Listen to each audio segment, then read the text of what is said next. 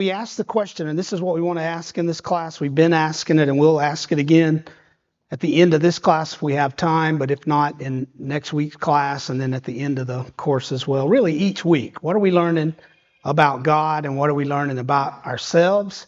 Here's some of the things that I think we've seen so far from chapters 1 through 4. I should say 1 through 4 up at the top. But God is a provider. He's the creator. He's a provider of good things. We're trying to look at this and look at everything that he's done. He's a provider of good things. He demonstrated that. He desires the companionship of us, of humans, man, male and female. He desires our companionship. He is one who allows for our own free will. Obviously that one's very important, and it says a lot about God that he allows for our free will. He's one who expects obedience. We've seen that with Cain and Abel, with Adam and Eve. We're going to see it again tonight. He is judge and prosecutor when not obeyed. Adam and Eve were expelled from the garden. Cain was exiled, I guess you could say. But he is full of grace. And this one we'll get to examine a bit more tonight. But as we look at it and how he acted toward Adam and Eve and Cain, you remember he gave Cain the mark. That was really a mark of protection for Cain, right? That got skewed historically by man to see it as a mark of a bad person kind of concept. We don't even know what the mark is, but it really was a mark for his protection, right? That God put his own mark on Cain. So his way of demonstrating his grace, if this makes sense, that he's shown so far is not the concept of a pardon, kind of like our president does pardons, right? It doesn't matter if you're guilty or innocent. It doesn't matter what you do beyond that. If you've responded in any way, a pardon just says, you're forgiven, right? It's not that sense of forgiveness. I mean, it is complete forgiveness, but it's through the method of providing a way. I think we've seen that, right? Isn't that what he's demonstrated so far, right? Even with Cain that we talked about there, that there's a way, that he's provided. He's talked about the woman's seed, destroying the seed of the serpent. So he's making way for reconciliation, and that's the way that he works his forgiveness. Is that accurate? Does it make sense? See it more, I think, tonight in the flood. I thought that was a pretty important concept, just looking at what the Bible says and what it says to us. We think of forgiveness, and that's obviously what God does, and it's a very good thing, but it's not just this forgiveness, sort of like we think of pardons. All right, we'll expand that more. If you have some good thoughts, we'll bring those around over time. All right, let's look at the flood. If you got your Bibles, Genesis 5, we're going to go through 5 through 8. Lots of things in there. We could spend a whole class or two on, obviously, the flood itself, the sons of God, the daughters of men. I mean, Enoch. There's so many things that are interesting and are there, right? There's something for us to study. But we won't be able to look at everything. But what I'm going to do is go through those 4 chapters looking at the events, and I will highlight a few things, and then after that, I'll ask the question, what did we learn about God from that? And then we'll draw some conclusions together. All right, so notice 5:1, this is the book of the generations of Adam. That's that teledoc that we talked about the very first class. We're seeing now the generations of Adam in the day when God created man. He made him in the likeness of God. He created them male and female. He blessed them and named them man in the day when they were created. Going on down in 5:1. So we're looking at the generations of Adam. Enoch is part of that. He lived 65 years and had a son named Methuselah. Then Enoch walked with God 300 years after he became the father of Methuselah, and he had other sons and daughters. So the days of Enoch were 365 years. Enoch walked with God, and he was not, for God took him. We'll talk a little bit more about that as well. But a very interesting, if you look at that whole genealogy in chapter 5, Enoch stands out because he walked with God. All right. Going on down, Methuselah we know known to have lived the longest of anyone that we have on record, 969 years, and he died. And then in Genesis 5:28, Lamech became a father when he was 186 years. So I know this is the empty nester class, but maybe. I don't know. Maybe he won't be empty nesters. I told my dad when he turned 50, I said, Abraham didn't even have his first kid till he was 100. So he didn't think much of it. Lamech became the father of a son. His name was Noah. And he named him Noah by saying, this one will give us, one of my favorite words from this study, rest. That Noach, even his name is kind of based on that very word, as we see in the naming of Noah here, rest. But in this particular case, it seems to be focused on rest from that toil, right? The ground was cursed because of the acts of Adam and Eve, as well as, it seems, even Cain. He's saying, hopefully, this son is going to give us relief from that curse. Be careful what you ask for sometimes, right? Lamech lived 595 years. You guys can read that faster than I can say it. And he died. Noah lived 500 years, and Noah became the father of 3 sons, Shem, Ham, and Japheth. All right.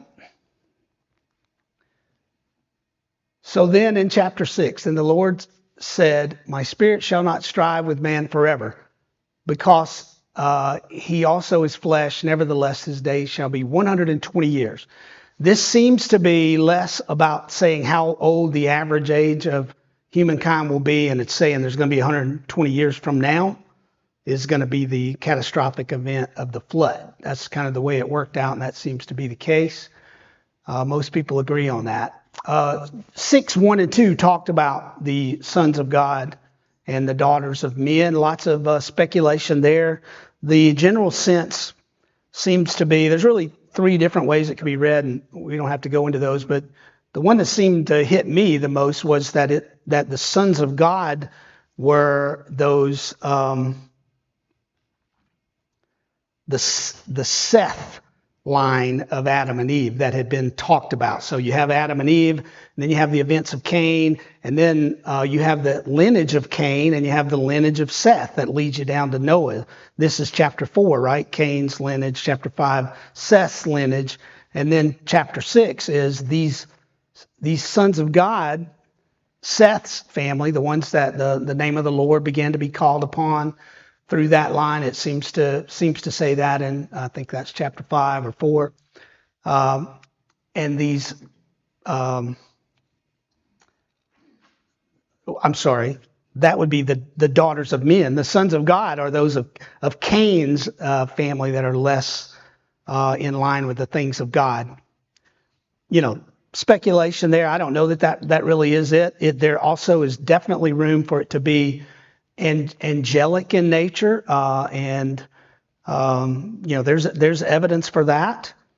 And there's also, when you look around historically, there are a lot of unexplained things in the way back that could be, pre-flood kind of things where there were angels that are being described here as heavenly beings or the sons of God. Am I getting that backwards? Maybe.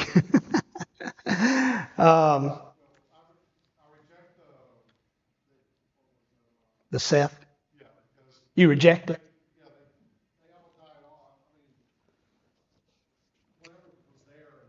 They all died in the flood. But then it said, they returned out of the flood. Yeah. So that's the Nephilim. Something outside the Noah bloodline. Yeah. Yeah, that's good. That's good. And I'm probably spending too much time on this already, but that's the Nephilim. And it seems to, verse 1, verse 2, verse 3, and then verse 4 is the Nephilim. And we say, well, those descendants of the sons of God and the daughters of men are the Nephilim, but it doesn't really say that. And to your point, they're going to show up again post-flood.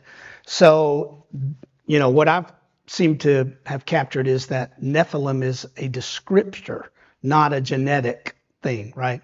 They weren't the genetic descendants of X became the Nephilim, but that it was a descriptor of a giant, someone who was really, really big. I don't know. Something to think about. All right, I'm going to move on. So the point here is that God said, I'm not going to strive with man. I'm going to do something. In 120 years, he saw the wickedness of man. It was great on the earth. Every intent of the thoughts of the hearts was only evil continually. And then verse 6 says the Lord was sorry that he made man on the earth and he was grieved in his heart. That's a tough verse in a way. I think some translations say regret, or it may say in the very next verse. But it's the idea, where it says, for I'm sorry that I made them. That word, the Hebrew word, means to let out a big breath. So it's like a sigh, like this frustrated sigh that I would give and do all the time, probably. But, it's the sense of turning from something. Now, that doesn't mean God didn't know this was going to happen. It's certainly, we have it now. We know the whole picture, so we can learn from it.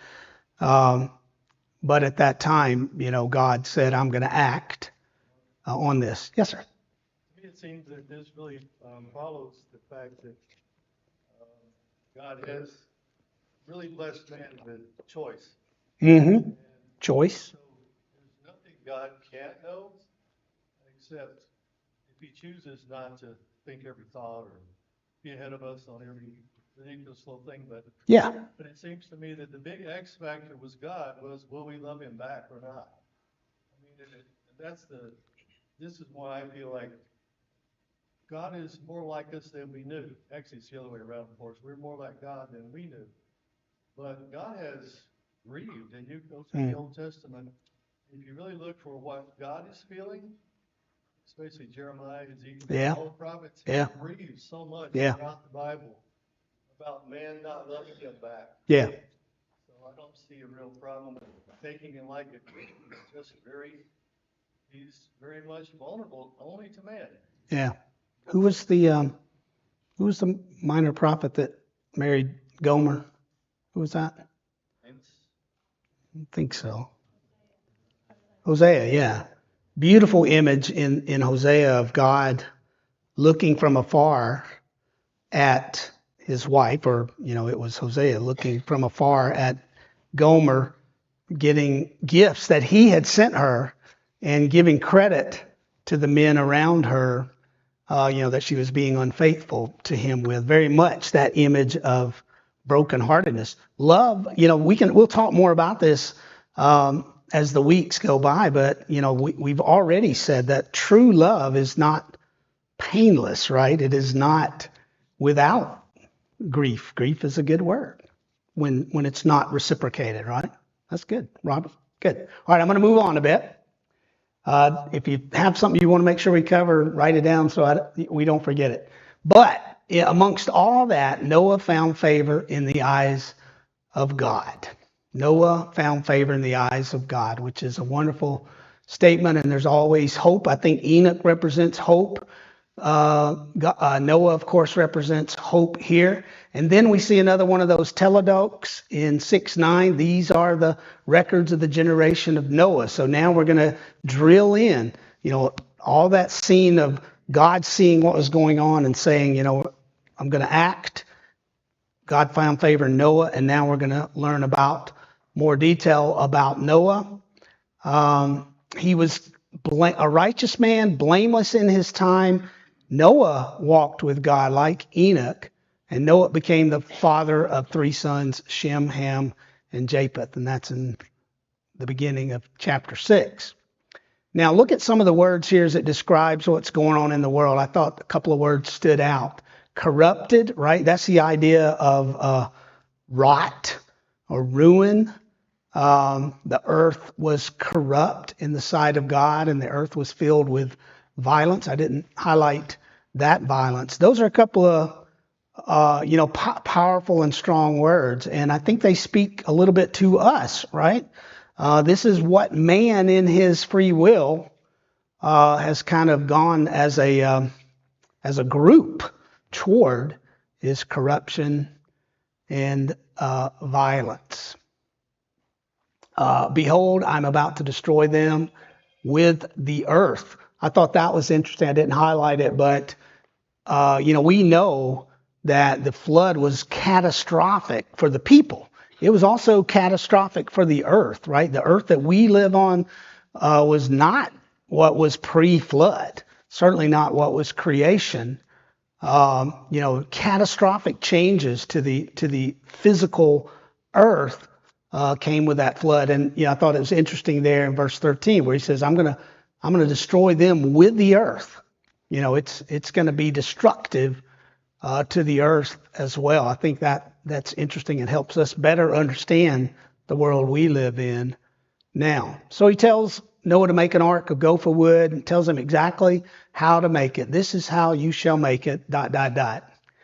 I'm bringing a flood of water, going to destroy all flesh in which the breath of life from under heaven, everything that is on the earth shall perish. Interesting that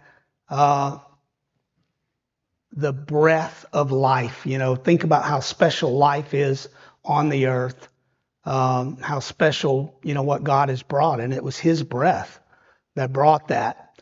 And he's in a sense saying, I'm going to take that back, right? If you look at the order from under the heaven, everything is on the earth shall perish. There's a sense that he's undoing creation, at least symbolically. But I will establish my covenant with you, and you shall enter the ark, you and your sons and your wife and your son's wife with you. And the sense there being that they will be saved because of their relationship with him and their covenant with him. And Noah did according to all that God has commanded him, so he did. This is not the only place that's brought out, but it is emphasized that Noah did what he was told to do according to what God had commanded. Important. So moving into chapter 7, God tells him to enter the ark. For you alone I have seen to be righteous before me in this time. This is about 120 years later than when God told Noah what he was going to do.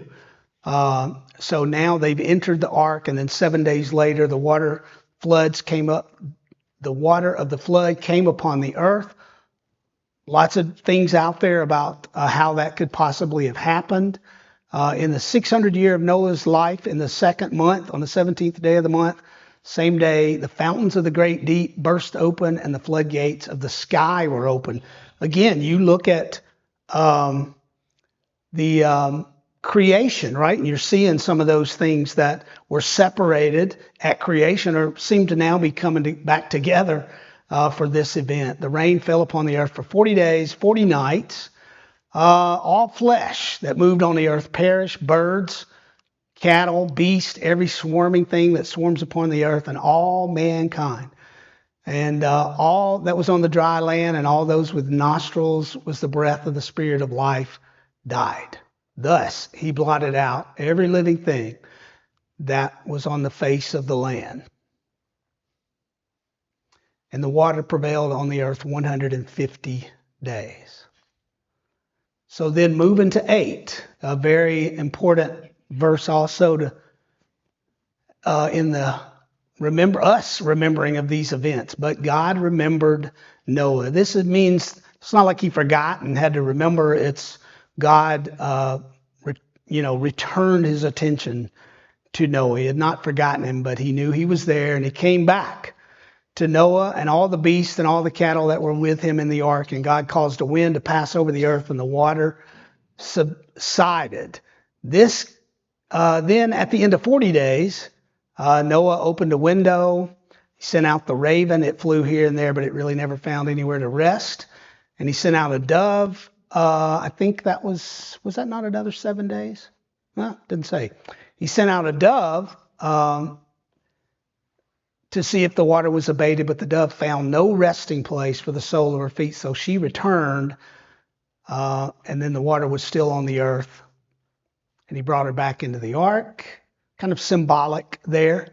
And in the second month, on the 27th day of the month, the earth was dry, and God tells Noah to exit the ark. So Noah went out, and his sons and wife and his sons' wives with him. Every beast, every creeping thing, and every bird, everything that moves on the earth went out by their families from the ark.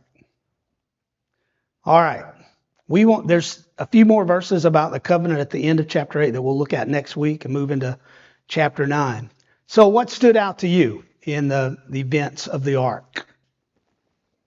Anything that either from your reading or that we specifically talked about today?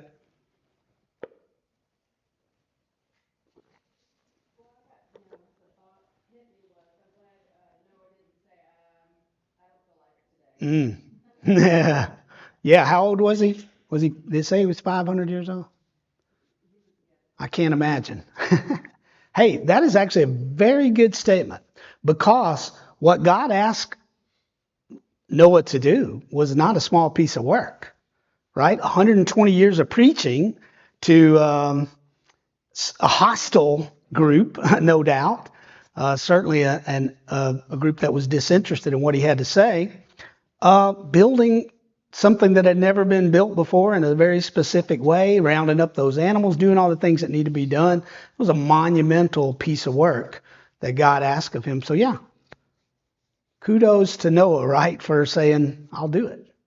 Something for us to think about as well, especially those of us empty nesters. Some of us are getting older than others. I was telling somebody tonight, I was telling Missy before class, I said, I love to teach, I love to study, but then there's 5 o'clock on Sunday night. I'm tired. You shouldn't be tired at 5 o'clock, but it's like, you still got to do the work, right? Tim? One thing out of this is the example of what God will do if you do not obey Him. Yeah. God said, "I'm grieved." And the Hebrew word isn't, we don't have a good English word. It's extremely grieved. Yeah. Not just grieved, but extremely grieved. And it's not that He's going to destroy, but it's going to completely annihilate all the creatures on the land. Yeah. What do you think that says about God? I mean, how do you describe? You described kind of what He would do. But what does that say about God? What characteristic? God is just, but God also has the wrathful side and the punishing side of that justice. God is gracious, but He's also just. Yeah. It's just like when we get to Judgment Day, there's a lot of people who don't want to think about that hell exists. Yeah. That there's a place without God. That there's a place of torment. But He's told us that there is. I think it was. He helped us in this. Yeah. That He's willing to do it. Everything we've looked at, Adam and Eve, Cain and Abel. Yeah. So I think it was Dr. Brandon once that kind of said something that struck me. He said the fact that God is just and that He loves makes hell a necessity, even if you don't, if you didn't have it in Scripture. And that, are you really loved if you're not disciplined? That's another discussion. Joe?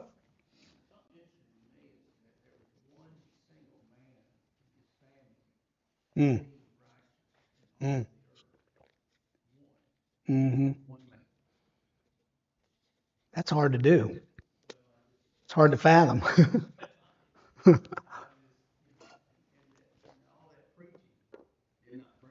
Yeah. Maybe that says more about the other people than it does about Noah, right? It says something about both. Another interesting point is, his grandfather was Methuselah, who was the son of the other Mm-hmm. What was Methuselah doing all this time? Clearly died in the flood, if you do the math. Mm-hmm. What was he doing? He was one of the antagonists, I guess, and yet he was the grandfather of the soul righteous person and the son of the other soul righteous person. Interesting. Yeah.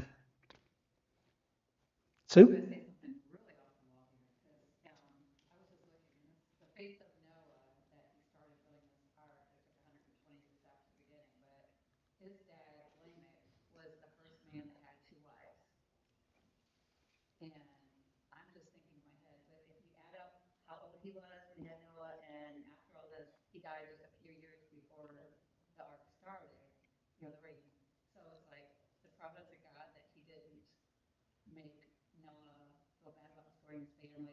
Mm. Mm. Yeah.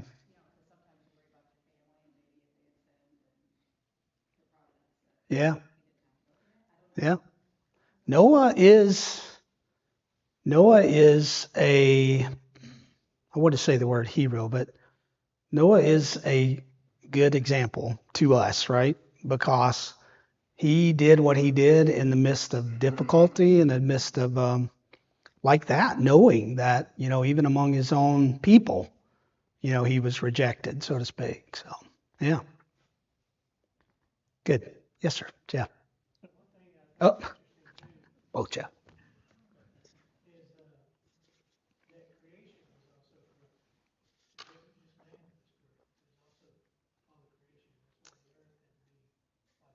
Yeah, it does seem to say that. I wondered about the plants, right? Stuff like that. Just that idea of corrupt meaning rot and um, failure. Yeah, not failure. That's not the right word. Yeah, I found it interesting that God used the waters of the flood to eliminate sin. You fast forward to the New Testament, use the water of baptism. Yeah, yeah. We'll look at that in just a second. First Peter it specifically says that. Yeah. Susan?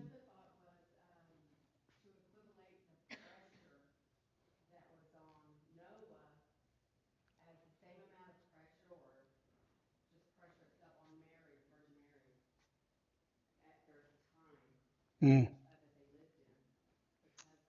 Yeah. Yeah.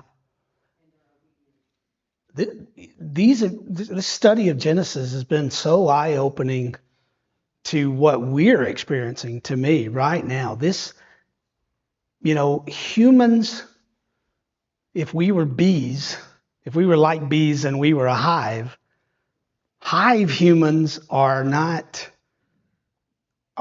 we don't do well, right? What happened? They corrupted, they were violent.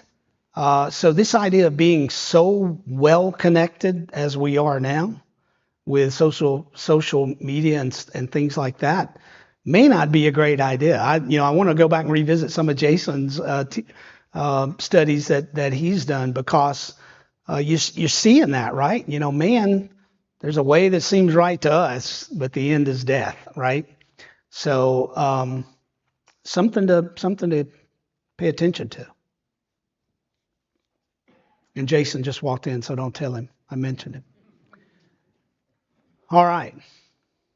What else? Anything else? Norm, have I skipped you? No.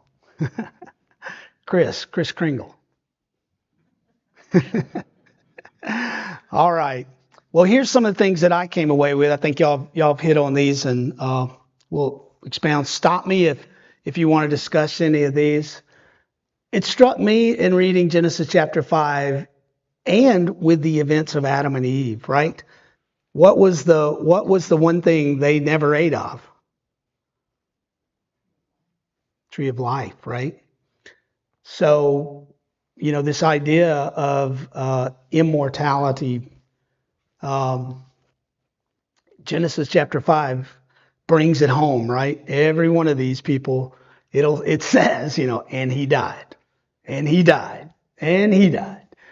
So death is part of life. And it's something we need to be aware of.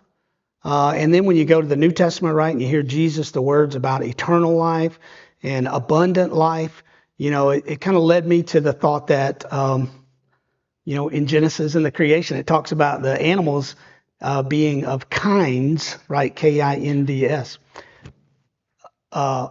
The eternal life that God offers is more of a kind of life than it is a duration of life, if that makes sense. It is a duration, but the point is the kind of life, right? We have a taste of it here. If we come to him, we have abundance, fullness, perfection of it after we die. So something to think about. I know, death's one of those great fears, but it also is the great escape in a way too. So something to, probably should have said that. All right. Come to me later if I messed you up. All right. So, death became the universal human experience, right? We all have experienced that. Nobody lives longer than those guys. And really since that time, it's now, less than 100 years, generally on average. And then of course, Enoch is that exception, right? He had the kind of life that was at least a foreshadowing of the kind of life that Jesus offers, right? A walk with God, a walk in the Spirit we talked about last week. Walk in faith. That's something that struck me. God was patient. Even though he was grieved, he was patient. 120 years. That's a long, long time that he allowed and desired and put in motion effort to bring people to him, but it was ignored. And here is 1 Peter 3, verses 18 through 22 that you can study sometime outside of class, but it tells us that God's patience waits today. I think that's the way it says it even. God's patience waits. It's a double down on patience, but God is abundantly patient and he waits for us to obey as well. And he uses the ark or the time of the flood as an example. As they came through the water, we come through the water. Those souls that were saved there. So God is patient then and now, but not forever. Integrity in a corrupt world. We talked a good bit about Noah, and you guys caught on that. But he lived in a world where every inclination and thoughts of the human heart was only evil at all time. I can't imagine trying to bring up a family in that. Trying to be a person of integrity in that. We see it in our world, though. I was thinking the other day about, work and, in many cases, not all cases, but in many cases, to succeed at a job out there today, you gotta buy into things that are ungodly, I'm not knocking anybody that's successful in their career. I'm just saying it is the exception rather than the rule, right? That it is difficult to be a person of God in our world, and I can only imagine what Noah had to do, but he is an example for us. It is possible to remain faithful and righteous even when the entire culture around us is collapsed into violence and corruption. Worth noting that God didn't earn his way out of the flood. He found favor in the eyes of God. We talked about Noah's work. Susan hit on that he had a monumental task of doing what God said, and it continually, says he did it, and he did it just like God commanded him. We can't ignore that. We can't escape that God expects. Loving obedience to him, faithful obedience. But then we also need to note that God closed the door. So ultimately it was God. I was talking to Molly and Missy about the class over the week, and Molly's, I said, so what do you think? What do you think about when you think about the flood and everything? And she said that it was a miracle. And it kind of hit me, because I visited the ark and, I want to do the math, and I want to say, okay, how would he feed, all the animals? And the fact is, when it all comes down to it, how did he steer, how did he keep the boat afloat? God did it. It was a miracle, right? That doesn't mean he flew in an airplane during that time. It was a flood. He wasn't an ark. But Noah was saved and his family was saved because of what God did. It was a miracle. It doesn't necessarily all have to mathematically work out. It's fun to try. That reminds me of a good joke. I got one more slide, but I got to tell this joke. My dad was a preacher and he always had these preacher jokes. And he would say that there was an old preacher back in the times when the windows were open, because they didn't have air conditioning, and he was reading from the Old Testament and it was describing Jezebel. And it says he read and he looked up and the wind blew, flipped his page over to where it was describing the ark. So his sentence went, she was 300 cubits wide, I think. And he looked at it and he paused kind of looked up and he said, "Brethren, that's broad, but it's what the good book says." We said that 1,000,000 times as kids. That was our go-to. All right. So survival for us against a monumental task, and survival for Noah was God's doing and is God's doing.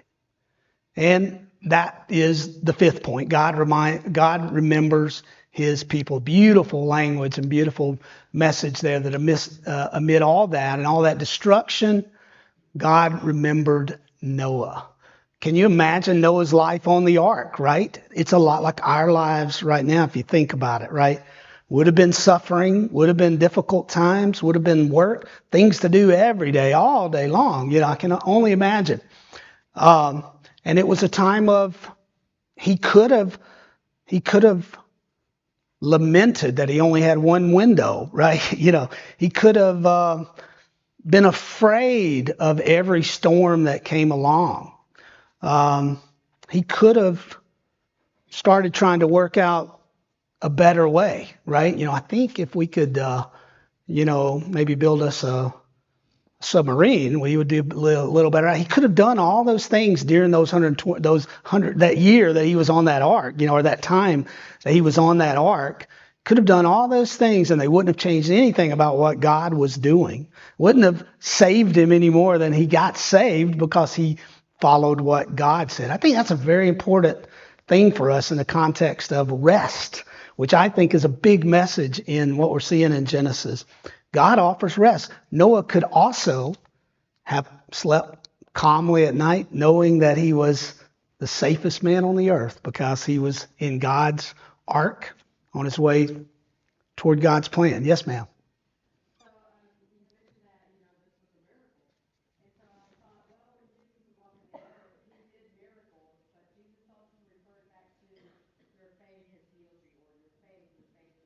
Yeah.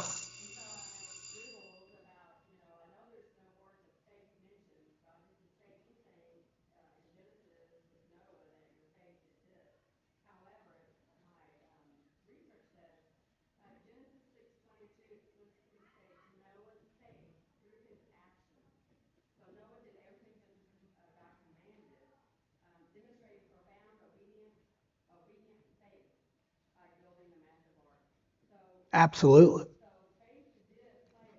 And he's in Hebrews chapter 11. He's in the roll call of faith. I didn't even say that before, but yes, faith. So anyway, something for all of us to think about. We will get back to this. What do we learn about God now that we've added Noah and the flood to the list? You don't have to look at that. Us, you don't have to look at that. Next week, we'll start with the end of chapter 8 and talk about the covenant at that point. And last week, I gave you this homework to work on a New Year's resolution to offer something to God. We talked about sacrifice and offering something that matters, to think about that. I want you to continue to do that. I would love to hear, not necessarily in class, but I'd love to hear some of your thinking on that. So finish up your reading if you haven't already, 9 through 11, and we'll be covering those the next few weeks. Thank y'all.